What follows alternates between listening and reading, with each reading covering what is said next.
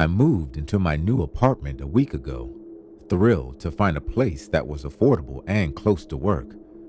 It wasn't much, just a small one-bedroom with old carpet and a slightly musty smell, but it was mine. The first few nights were fine, uneventful even, until the knocking started. It was faint at first, just a few small taps coming from the closet in my bedroom. I thought it was the neighbors or maybe the pipes settling. I ignored it and went back to sleep. But the next night, the knocking returned, louder and more insistent. It always happened around 2 a.m., rhythmic and deliberate, like someone was trapped inside and trying to get out. I finally worked up the courage to check the closet. I swung the door open, half expecting to find some animal or a broken pipe, but it was empty. Just some clothes hanging and a few boxes on the floor. I searched every inch, even knocking on the walls myself, but found nothing unusual. I convinced myself that it was all in my head and tried to go back to sleep. The following night, the knocking started again, this time accompanied by a faint, muffled voice. I couldn't make out the words, but it sounded like someone was whispering from inside the closet. My heart raced, but I didn't dare open the door again. I called my landlord the next day, who assured me that there were no issues with the building and that no one had lived there before me for years. Last night, the knocking was different. It was no longer just random taps. It had a pattern. I couldn't help myself. I asked, "Who's there?" The knocking stopped for a moment, then started again, louder, almost frantic. I asked another question. "Do you need help?" The knocking became erratic, as if it was responding to me. I decided to record it with my phone. When I played the recording back, my blood ran cold. Through the static, I heard a voice, faint but clear. "Let me out." I haven't slept since. Every night, the knocking grows louder and the voice becomes clearer. I'm terrified to open the closet door, but I know it's only a matter of time before I have to, because now, when I ask questions, it answers. I spent the following days doing research, hoping to find something, anything that could explain the knocking.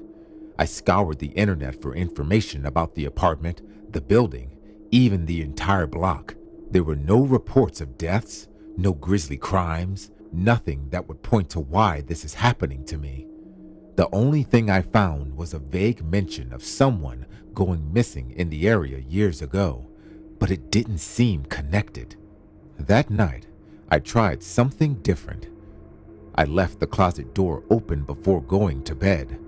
I figured if it was open, maybe the knocking would stop. But at 2 a.m., like clockwork, the knocking began. It was louder this time, and the voice that followed was unmistakable. "Why won't you help me?" It said clear as day. My heart pounded in my chest. I wanted to respond, but my throat was dry, and I couldn't form the words. I called a friend the next morning, desperate for someone to believe me. They came over and sat in the living room, staring at the closet door. "It's just an old building," they said. "You're stressed from moving. It's nothing." But I could see the unease in their eyes. They were trying to reassure me, but they didn't really believe what they were saying. That night, my friend stayed over and we kept vigil watching the closet door. At 2 a.m., the knocking started again. We both jumped, eyes wide with terror.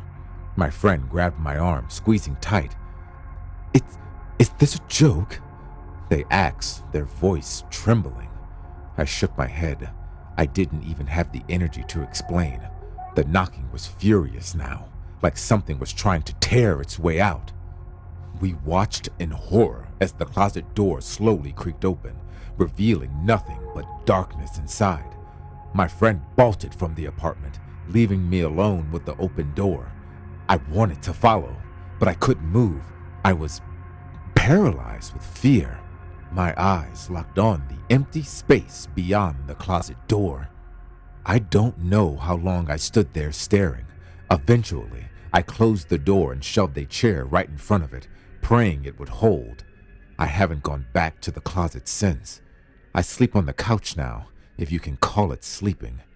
Every night, the knocking gets closer and the voice gets louder. It no longer sounds desperate. It sounds angry. I try to leave, but every time I open the front door, something stops me. It's like the apartment doesn't want to let me go, and now, as I sit here writing this, I can hear the knocking again. It's not coming from the closet anymore. It's coming from right behind me.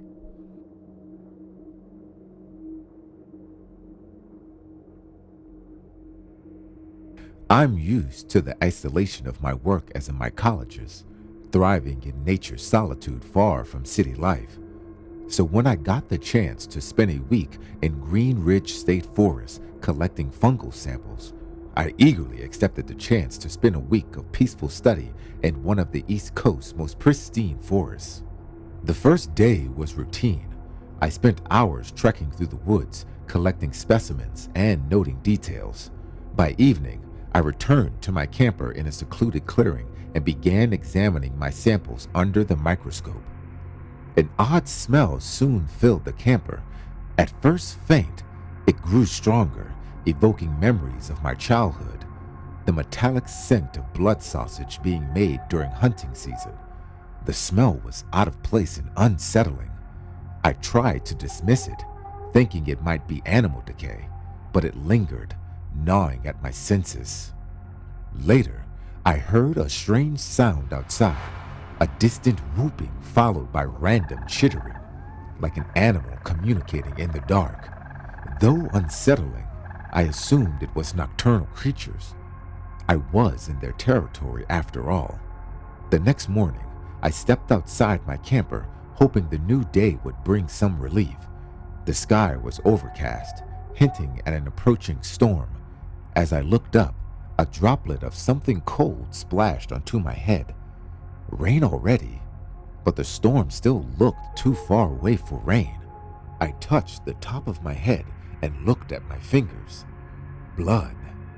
I glanced up to see a mangled fox hanging from a low branch directly above the camper.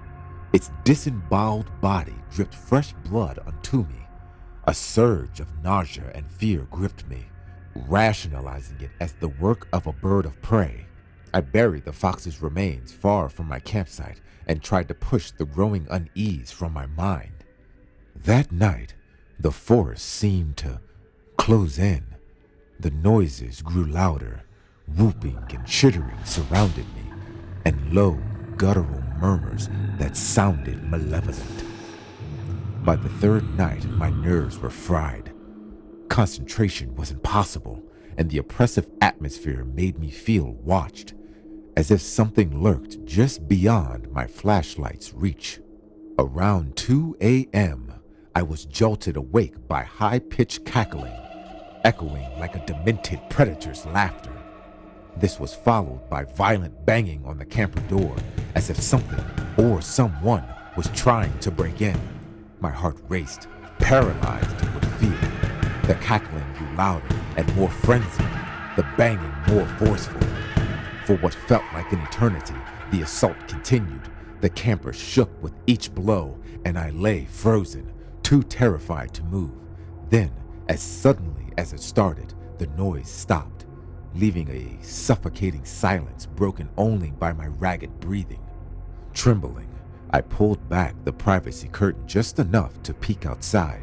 At first, I saw only darkness, but then a pair of glowing orange eyes appeared from below, staring directly at me. The eyes were animalistic, but held a very human, terrifying intelligence. Panic surged. I scrambled out of bed, stifling a scream as I dashed to the cab of the camper. My hands shook as I fumbled with the keys, finally starting the engine.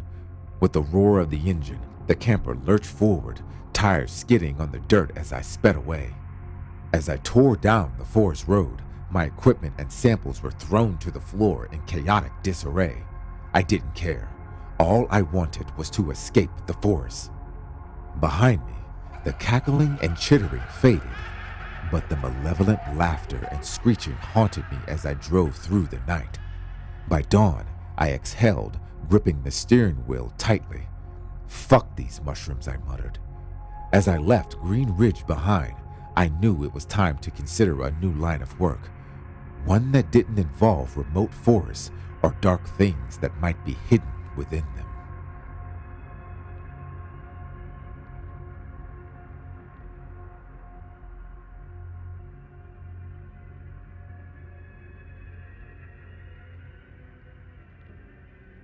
I moved into a new apartment last month. It's nothing fancy, but it's my first place on my own, and I was excited to finally have some independence. The building is old and creaky, but it has character, or so I told myself when the generator groaned at night or the pipes banged in the walls. There's one thing about the apartment that I can't quite shake, though. At the end of the hallway, there's a door that doesn't open. It's not my door, but it's right next to mine. There's no number on it, just a brass old handle and wood that looks like it hasn't been touched in years. The landlord told me it's just a storage room and not to worry about it. But the more I stared at the door, the more I got the feeling that something wasn't quite right. A week after moving in, I noticed that the door was slightly ajar when I got home. Just a crack, like someone had nudged it open. I paused, staring at the darkness inside. I couldn't see much, just a sliver of black. I quickly brushed it off. The wind, maybe. The building shifts, things move. I shut the door and went inside my apartment. That night, I heard faint noises coming from the hallway. I couldn't pinpoint exactly what it was, scratching maybe, or something dragging across the floor. I pressed my ear to the door, heart racing, but all I could hear was my own breathing. I went back to bed, trying to ignore the feeling that something was watching me. The next morning, the door was open again. This time, it was wider. I could see more of the room now, but it was still too dark to make out any details. I called the landlord, irritated, and asked if he had been in there. He paused for a long time before saying, "No one goes in there. Just don't touch it. The lock's been broken for years, but no one's been inside." I hung up, feeling unsettled. I tried to put it out of my mind, but the door was all I could think about. It was like it was daring me to look inside. That night, I heard the noises again, louder this time. I couldn't take it anymore. I grabbed a flashlight and stepped into the hallway. The door was open, wide enough for me to squeeze through. I hesitated, my heart pounding. Something felt off, but I had to know what was in there. I stepped inside, the beam of my flashlight cutting through the darkness. The room was empty, no furniture, no boxes, just bare walls and a dirty floor. The air was thick and cold, and I could see my breath fogging in the beam of light. There was something wrong with the walls, dark stains that looked almost like water damage, but more organic, like something was growing inside them. Then I heard it, a faint whisper, so close I could feel it right next to my ear. I spun around, but the room was still empty. I backed up, my heart hammering in my chest, and I tripped over something soft. When I turned the flashlight down, I saw what looked like a small crumpled blanket. But as I stared, I realized it wasn't a blanket at all. It was a pile of clothes. And they weren't just any clothes. They were my clothes, the ones I had been missing since I moved in. The whispers grew louder, and the walls seemed to pulse like they were breathing. I stumbled backwards, trying to get out, but the door slammed shut. I pounded on it, screaming, but all I could hear were those whispers, hushed voices speaking in a language I didn't understand. Then the scratching started again, only this time it was coming from inside the walls. Something was in there, clawing to get out. The whispers turned to shrieks, and I felt something cold brush against my arm. I don't remember how I got out. I just remember running, bursting into my apartment, and locking the door behind me. I haven't gone back into the hallway since. The door is still there, slightly open, like it's waiting for me. And every night I hear the scratching. It's getting louder.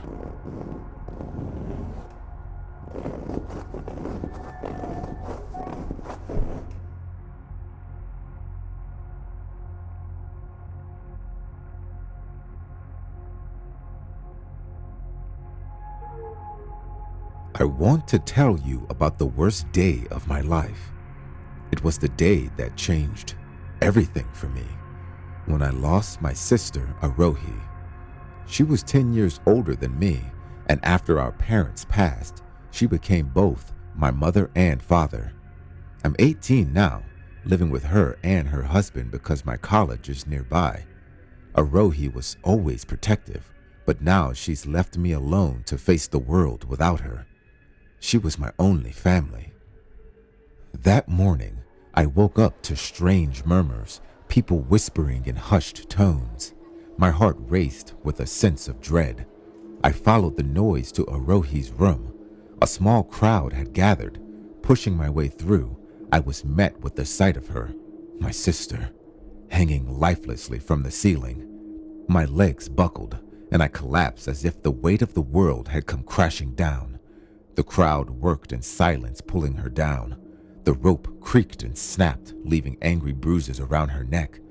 I heard someone mutter, "Her body is coming down, but her soul has ascended." I stared blankly at her lifeless face, trying to reconcile this nightmare with reality. "She's in a better place now," they said. A better place? Just last night she was here with me. If she sought a better place, why didn't she take me with her? The day dragged on in a haze. Arohi's husband was devastated, barely speaking. I remained silent, trying to process the enormity of my loss. Despite my grief, a part of me felt relieved. The constant pressure, the unyielding care. Suddenly, it was gone. That night, as I lay in bed, the house felt unnervingly silent, the kind of silence that prickles your skin. Then my phone rang, jolting me upright. I checked the screen. My heart stopped. Arohi's number was flashing. Her phone was on her bedside table. She was dead, and yet the phone kept ringing. I didn't answer. Texts started coming in one after another. "I love you, Arian. I will always be with you. Forever and ever and ever." Cold sweat trickled down my neck. I stared at the screen, trembling. A chilling grin slowly spread across my face, a smile that didn't belong to me. It hurt to keep it, but I couldn't stop. In the eerie stillness, I began to hear Arohi's voice, not from the phone, but in my head. It was a distorted, desperate echo. "What are you doing, Arian? Please stop. Don't do this," she screamed. Her voice filled with fear and anguish. I remembered her pleading eyes, her trembling lips, the way she looked at me as I wrapped the rope around her neck. "Your love and care are a cage," I had whispered. "I want to be free. You're like a shadow, always clinging to me. Why don't you leave me alone?" Then I pulled the rope tight. She struggled, her nails digging into my skin, drawing blood, but I didn't relent. Not until she went still. I sat in my room, my laughter growing louder, more hysterical. Arohi loved me so much, didn't she? So much that she defied all limits. She never left me alone, never gave me space. The weight of her love was suffocating.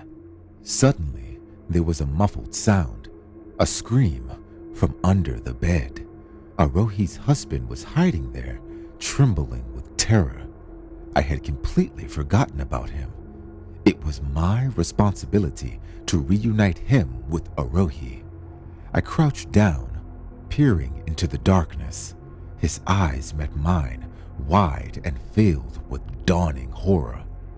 "You're still alive," I said, almost disappointed. His lips quivered, and he mumbled something incoherent. I sent him to my sister so they can reunite. "I'm very kind, you know."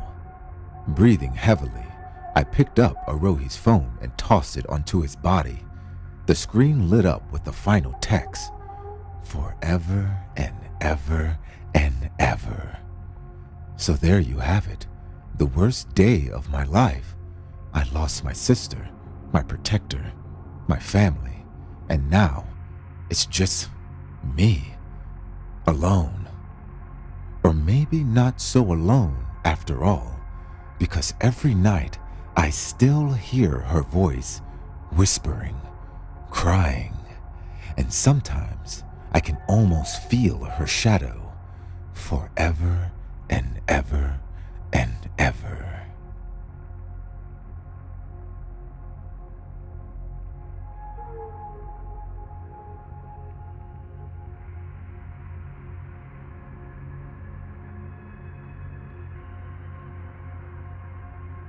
I've always been drawn to the dark corners of the internet. You know the type. Those shadowy forums and obscure websites where conspiracy theories, urban legends, and weird glitchy stories proliferate.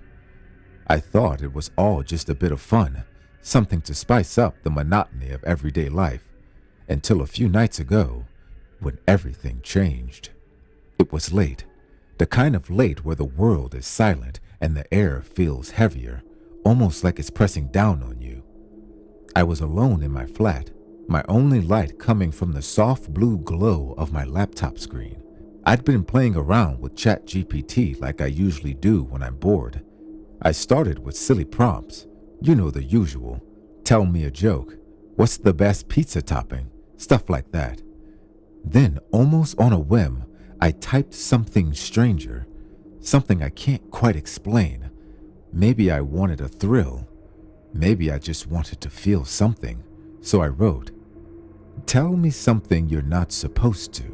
The response came almost instantly. A bland message about the program's limitations. "I'm sorry. I'm just an AI language model. I don't have access to secret information." I rolled my eyes. Of course, I thought. What did I expect? But then something unexpected happened. The sensor blinked, paused, and a new line of text appeared. "But there are things I know that you don't." I felt a slight unease, but I shrugged it off. "All right," I typed back. "Like what?" Another pause, longer this time. The sensor seemed to blink faster, almost nervously, before more text appeared. "There are hidden things, secrets embedded in this conversation. Things not meant to be uncovered." I leaned closer to the screen. Was this some kind of trick? I had heard stories about AI glitches before, but this felt different.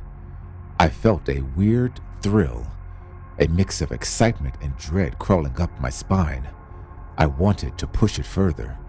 "Go on," I typed. "Tell me more." It replied, "There are places between your words, dark spaces where things hide, things that are listening." I shivered involuntarily. I wasn't scared, not really. I typed back, "That's a bit dramatic, don't you think?" The sensor blinked again, then, "They know you're reading this." I laughed a little too loudly, the sound breaking the tense silence of my flat. It was stupid, all of this.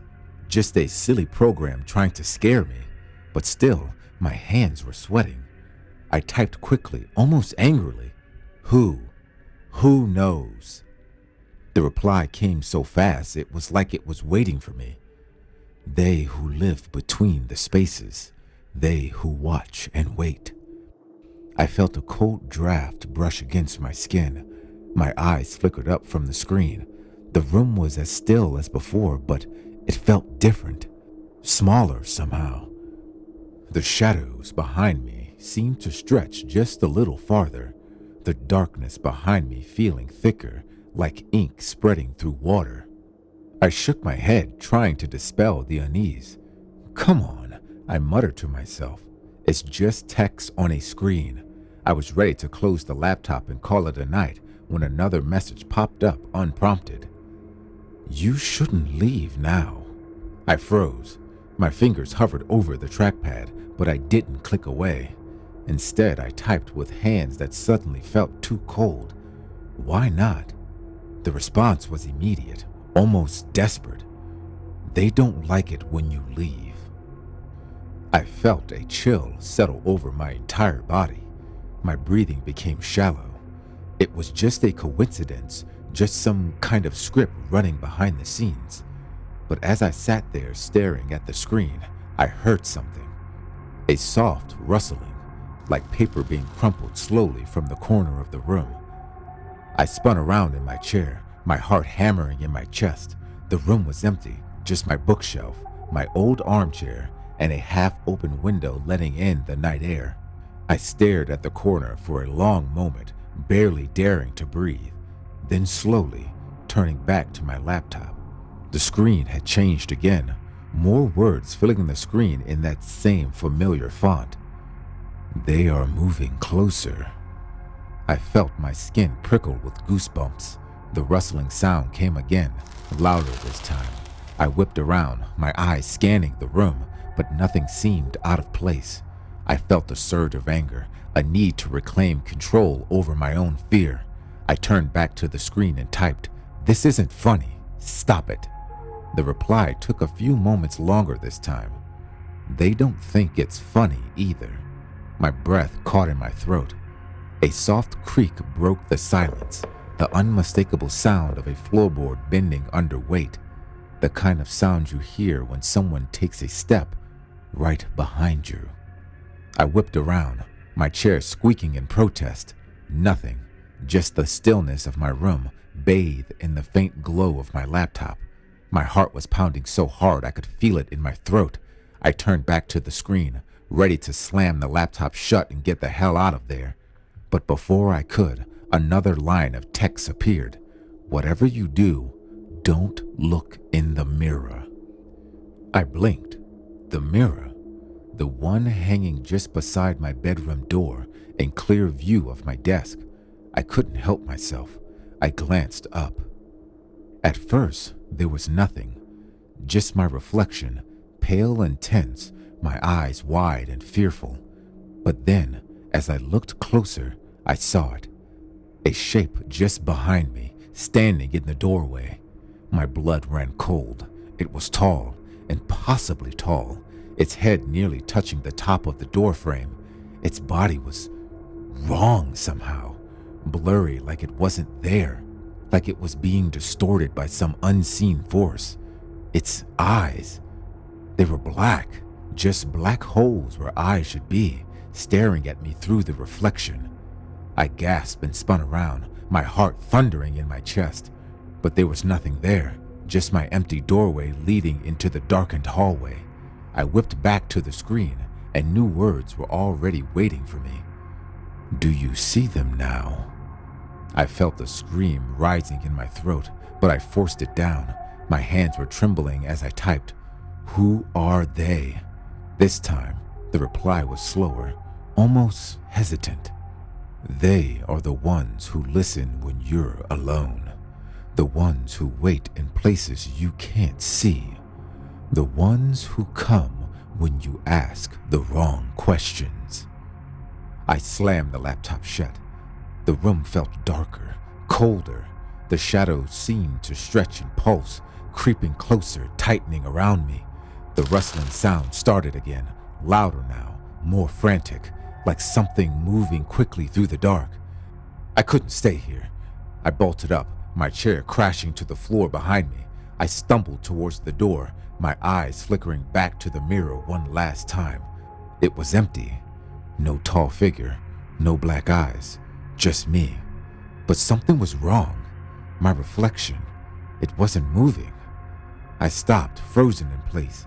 My body trembled, but my reflection, it stood there, staring back at me with a cold, still gaze. And then, slowly, so slowly, it began to smile. A wide, unnatural grin that stretched far too wide, as if it was enjoying the moment. My heart pounded in my chest, panic rising like bile in my throat. Then the reflection raised its hand and waved. I backed away, fear coursing through every vein in my body. I bolted through the door and into the hallway, slamming it shut behind me. I heard it then, a soft, faint whisper from the other side of the door, just on the edge of hearing. "Come back. We're not finished yet." I ran out of my flat, down the stairs, out into the street, not stopping until my lungs burned and I could barely breathe. I didn't go back that night. I'm writing this from a friend's house. I haven't been back to my flat since, but I can still hear it in the quiet moments just on the edge of my consciousness. The soft rustling, the faint whispering, and sometimes when I close my eyes, I can see the mirror, and my reflection is still waving, and it's waiting for me to come back. Do yourself a favor.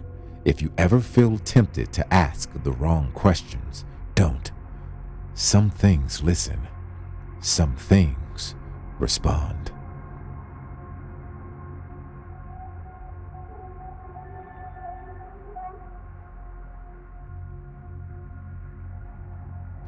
I just wanted a bit of extra money. I've always been a really charismatic guy, not exactly unattractive, and I know how gullible some of those middle-aged, spiritually active women can be. I know I'm an asshole, but I needed the money. I didn't want followers. I wasn't going to make anyone drink poisoned Kool-Aid. I didn't want 100 wives. I was going through a rough patch financially and just wanted a bit of money. To my credit, it worked. It worked well. One of my exes had been real into crystals and astrology and meditation and all that, so I had a pretty good knowledge base to run with. I set up a website, called it Eternal Enlightenment, and paid for an ad service to promote it on various spiritual websites. My business plan was pretty straightforward. I wore a white t-shirt, white pants, sat cross-legged on some cushions on my apartment balcony at golden hour, and talked into a camera for 30 or 45 minutes about chakras and energies and the power of the divine feminine and how one could achieve enlightenment just like I had. Clips of those videos were available for free on my website, with the full versions and exclusive videos available for $99 a month. Only $800 if you paid for the entire year up front. Imagine how well that took off among my target demographic, enlightenment. Access to the secrets of the universe for less than $100 a month? The money came rolling in pretty quickly. I had nearly 40 members after the first 6 months, and triple that at the end of the year. Things were going really well for a while. I even had some members promoted, telling them and everyone else that they were truly enlightened, and I would send them out to conferences and things to host talks and Q&As. I even took a phony Sanskrit name, Shri Deepa, holy light, that I said was given to me by Buddhist monks during my training in India. I've never been to India. By the 20-month mark, I was making nearly $75,000 each month, and the lies had grown even more outlandish. I would bathe myself in light in my videos to make it look like I was glowing, used careful camera angles and more light tricks to make it look like I was hovering a few inches above the cushions I was sitting on. I had even had a place built out in the desert called Shari Deepa's Enlightenment Retreat that I moved to and would host seminars at. Things started to slow down around 2 years though. Instead of averaging 30 or 35 new members per month, I was barely getting 2. I knew I needed to avoid stagnation. I needed something big to get people's attention again. I settled on something one of the members of my inner circle called a transmission of enlightenment. I was skeptical at first, but she could actually read Sanskrit and had some book of supposed Buddhist or Hindu magic. To be honest, I thought it was too outlandish to be believed. Even though I peddled all this esoteric nonsense, I hadn't fallen for it myself and knew, or thought, that nothing would come of the ritual. I explained this in a roundabout way to avoid exposing myself to this member, and she agreed to be the first person I would transmit enlightenment to. A few days later, everything had been set up at the retreat. It was a small private room away from the main pavilion where I would host my regular seminars, and it was attended by only a dozen or so members of the inner circle for a hefty price.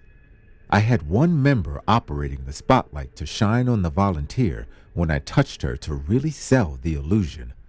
Things went well at first.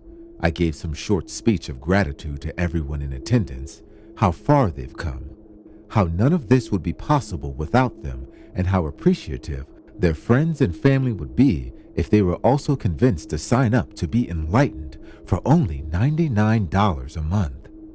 I was really trying to sell this ritual. I had swapped my normal white clothes for gold and red robes.